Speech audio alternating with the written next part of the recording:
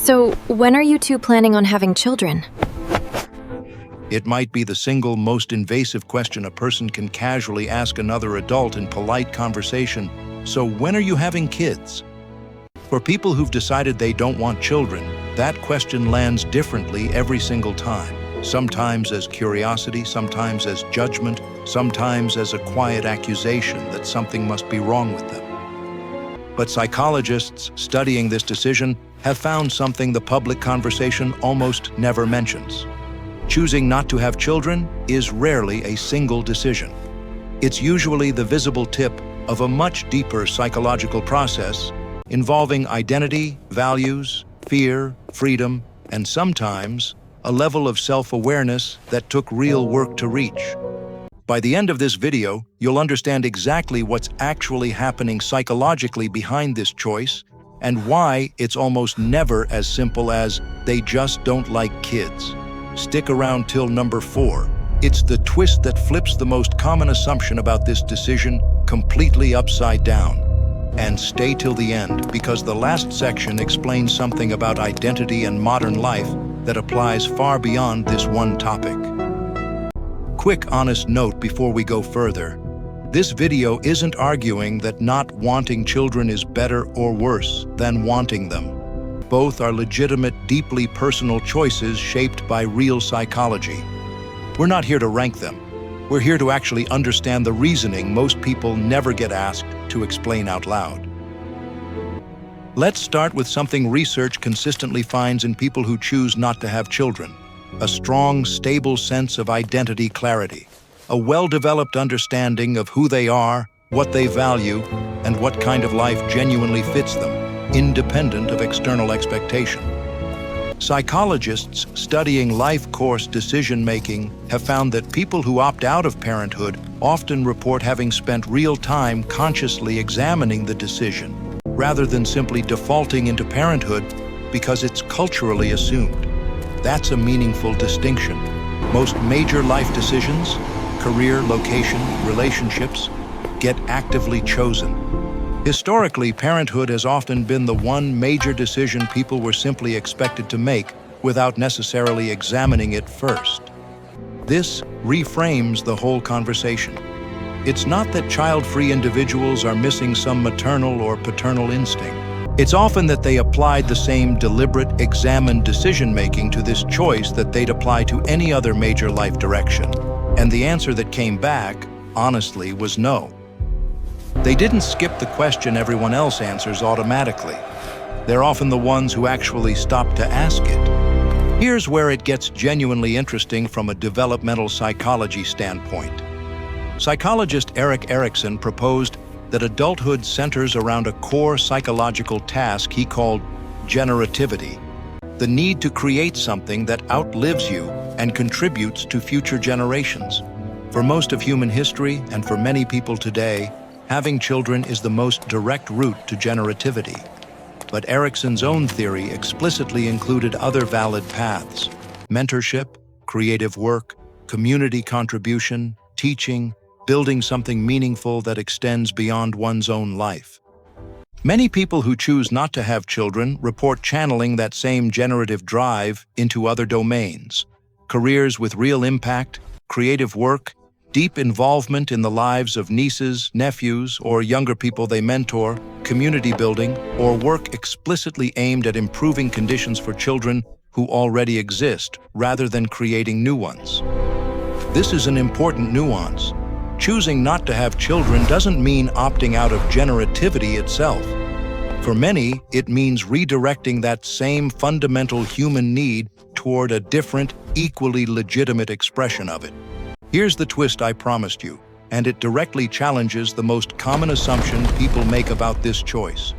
The dominant cultural narrative assumes child-free individuals are avoiding parenthood out of fear of responsibility, fear of change, fear of loss of freedom. And for some people, fear is genuinely part of the picture. That's real and worth acknowledging, not dismissing.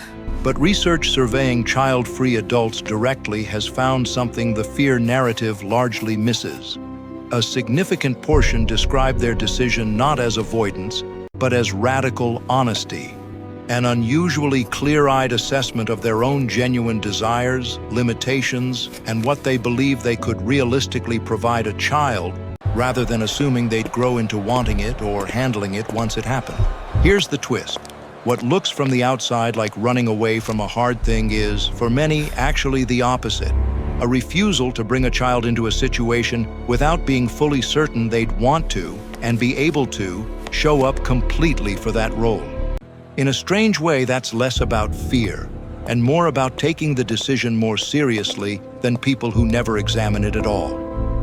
Whichever side of this decision you're on, comment or below. I'm genuinely curious how this splits among people watching. Next, let's talk about something that shapes how this decision gets experienced, even after it's made: sustained social pressure. Psychologists studying autonomy have found that decisions made against strong social expectation require ongoing psychological reinforcement to sustain. Meaning, child-free individuals often have to actively, repeatedly reaffirm their choice against family pressure, cultural messaging, and even well-meaning strangers, in a way that people who conform to the expected path simply never have to. This constant low-grade defense of a personal decision is sometimes called decisional friction, and research shows it can actually strengthen a person's confidence in their choice over time, because it forces continual, conscious re-engagement with their own reasoning, rather than letting the decision sit passively unexamined. In other words, the very social pressure meant to make child-free people reconsider often does the opposite. It forces them to keep reconfirming with real clarity exactly why they chose what they chose. Last insight, and I think it's the one that matters most. Choosing not to have children is, at its core, one of the clearest modern examples of a much bigger psychological shift. The move from prescribed life paths, where major decisions are made by culture, expectation, or default, toward examined, individually chosen ones, where a person actively decides what fits their specific life, even against strong external pressure to conform. This shift isn't unique to parenthood. It shows up in career choices, relationship structures, where people choose to live, how people define success. The child-free decision is simply one of the most visible, most publicly debated examples of a person choosing their own answer over the default one. Whether or not someone wants children, that underlying psychological capacity to examine a major life decision honestly instead of defaulting into it, is genuinely one of the healthier developments in how people build their lives today. So if you're someone who's decided you don't want children, it's very rarely as simple as not liking kids. It's often tied to a clear, examined sense of identity, a generative drive redirected elsewhere, a genuinely honest assessment of your own capacity and desire, and a decision strengthened, not weakened, by having to defend it repeatedly against social pressure. And if you do want children, none of this makes your path less valid either. This video was never about ranking the choice, just understanding the psychology underneath one side of it that rarely gets a fair, curious explanation. And if you made it all the way here, through a full psychological breakdown of a decision instead of just forming an opinion about it, that tells me something about you too. You're someone who actually wants to understand people's choices, not just judge them from the outside. That's exactly the kind of mind this channel is built for. Every week I break down the hidden psychology behind everyday things, decisions, relationships, the way people think without even realizing it. If that's your kind of content, hit subscribe now, because next week's video digs into something even more surprising, and honestly, I think it might explain you even better than this one did. See you in the next one.